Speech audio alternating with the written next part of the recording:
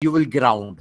If it is applied to pin number 3, then pin number 2 can be grounded. So it is either you apply the input signal to pin number 2, or you apply the input signal to pin number 3, or there is a third option, you apply a differential input voltage between the two terminals. You apply a differential, what is the differential input voltage, but you apply the input voltage that you want to between the two terminals. I'm going to repeat three possibilities. If you want to make use of an op-amp in an inverting mode, then you apply the signal to pin number 2 with pin number 3 grounded. If you want to make use of the op-amp in the non-inverting mode, then you apply the input signal to pin number 2 grounded. And the third possibility is that you can apply the signal that you wish to amplify differentially or between both these terminals, 2 and 3. So this is what I have written here.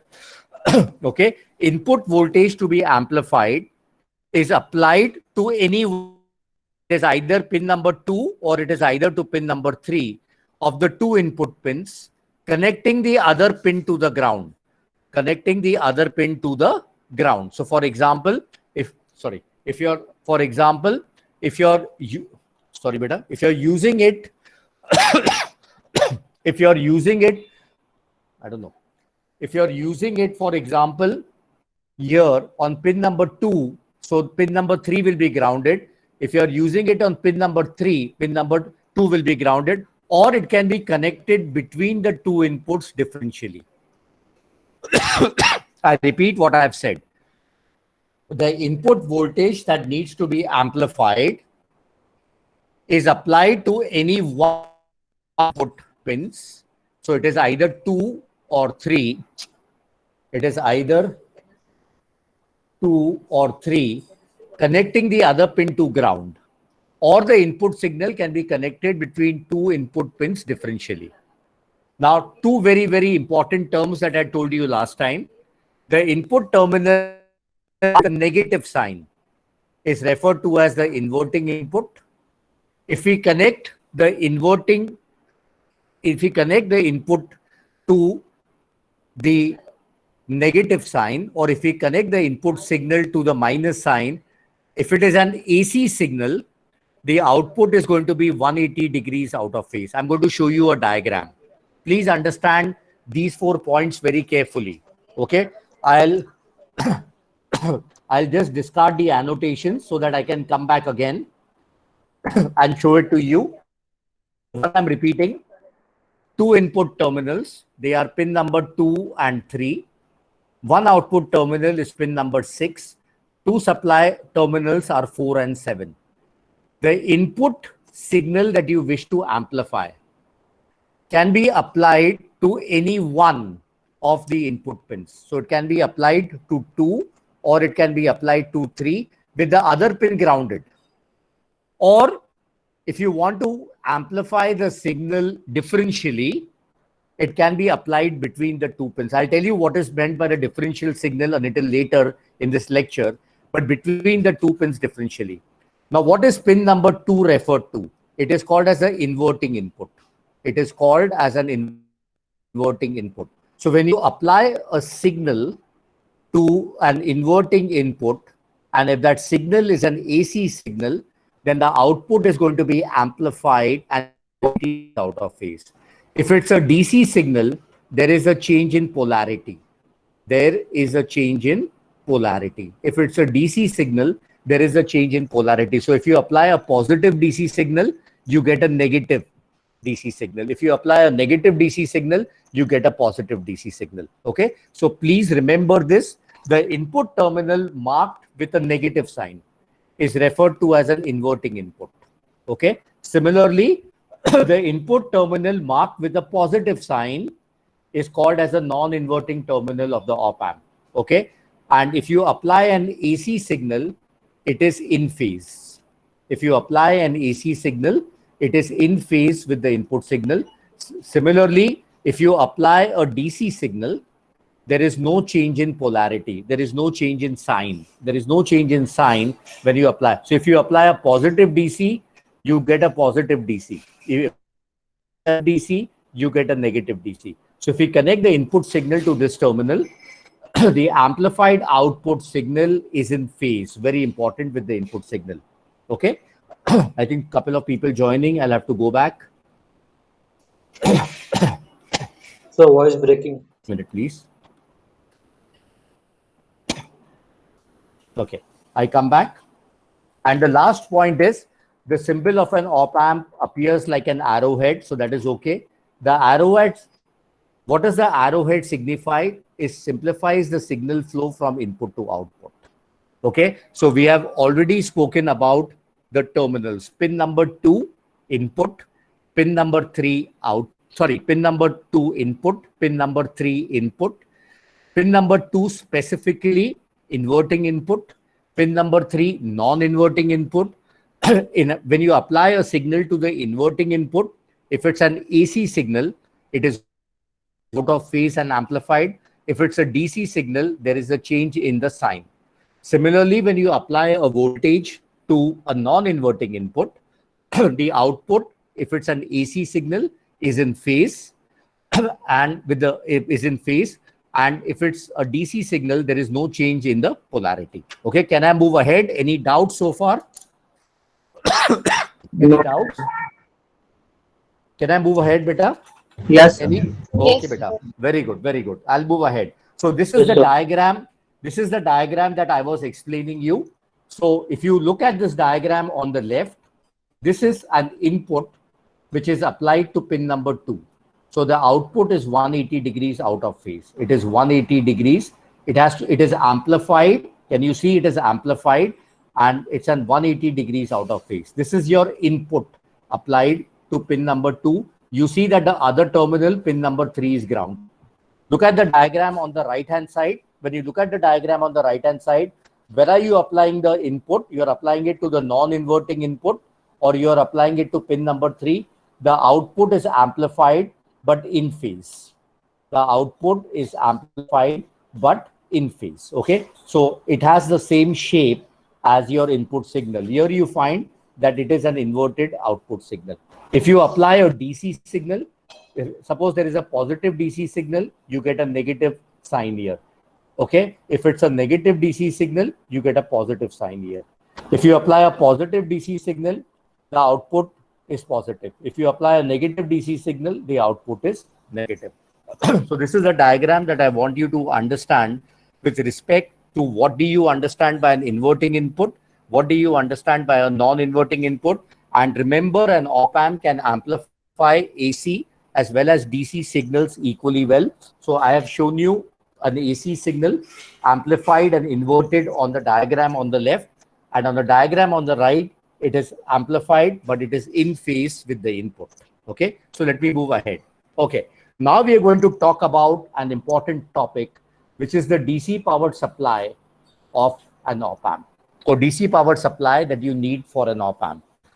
Most op-amps work using a dual power supply, but there are some op-amps that may even work using a single power supply. For an IC 741 that we are specifically concerned with, it uses a dual power supply. So look at it. I've written a dual polarity DC power supply is essential for proper operations of most of the op-amps. The terminal conventions are plus VCC and minus VEE. Okay, so plus VCC is positive, minus VEE, nothing but the power supply terminals. Where is the plus VCC pin connected? It is connected to the positive terminal of one source. And where is the minus VEE connected? It is connected to the negative terminal. Okay, and the common terminal is connected to ground. Very, very, very important. If you do not use the ground, then it does not become a dual powered supply. So look at this. The plus VCC that you see here is connected to the positive terminal. So this is pin number 7. This is pin number 7. Sorry, this is pin number 7 of the op-amp 741, and the minus VEE is connected to pin number 4 of the negative terminal, the common terminal. So if I were to show it to you like that, this is the common terminal C. This is your plus VCC. This is your minus VEE. This is connected to pin number 7. This is connected to pin number 4. and this is connected to ground. So a dual polarity DC power supply is essential for the operations of most of the op amps. Okay, so I am now going to show you this in the picture. Now, please look at this in the picture. Okay, and how the connections are made. Look at this. This is your pin number 2. This is your pin number. This is your pin number 2. This is your pin number 3. Okay, this is plus VCC on pin number 7. Minus VEE pin number 4. Okay, now look at this. So this 7, this is the positive. So plus, minus, plus, minus. Okay, this and this is minus, negative terminal is coming here, and this is how the ground is made. So this is the internal circuit. This is the internal circuit of your dual power supply. Plus, minus, plus, minus. This minus and this plus is a common ground internally in a dual power supply. Internally in a dual. So this minus is connected to this plus, and this negative is coming here. So please look at this diagram. This diagram shows you the internal connection. I'm specifically interested that you understand this part. You understand this part. How is this internally connected? Plus, minus, plus, minus. So this negative and this positive is a common ground. This is the negative terminal that goes to minus VEE. This is the positive terminal that goes to pin number 7, which is plus VCC. So take a couple of seconds, understand this construction before we move ahead.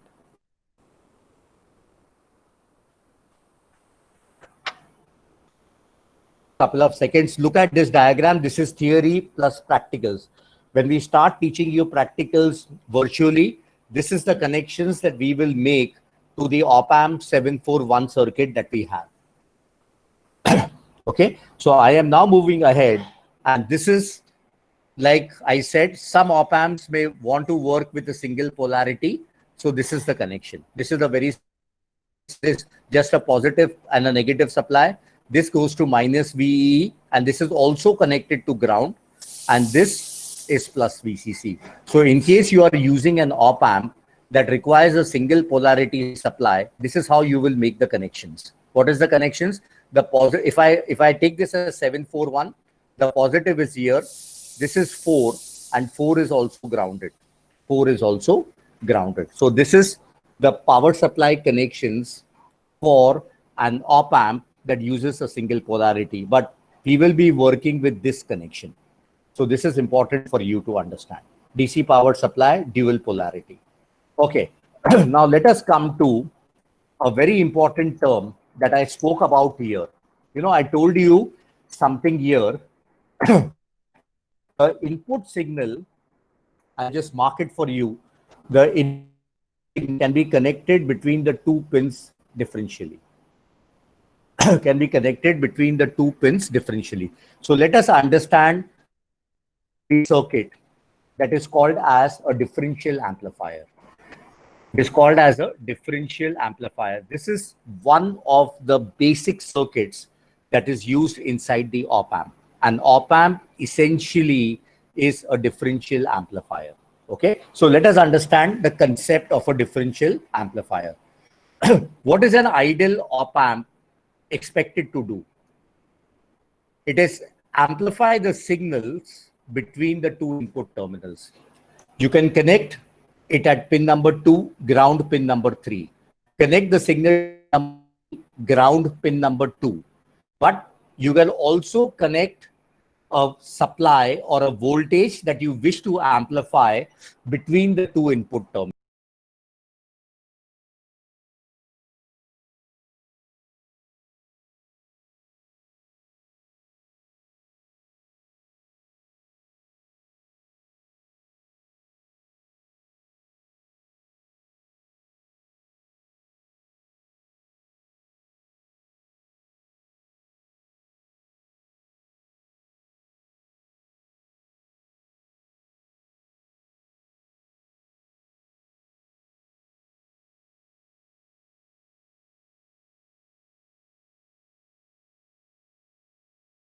So if one signal is V1 and the other signal is V2, You subtract this and it will amplify the difference between these two input voltages. Please understand point number 3. What is the basic function of an ideal differential amplifier? It is to amplify the difference, I'm marking this, between the two input signals. So if I have one signal as V1, the other signal as V2, I find out the difference, and it is this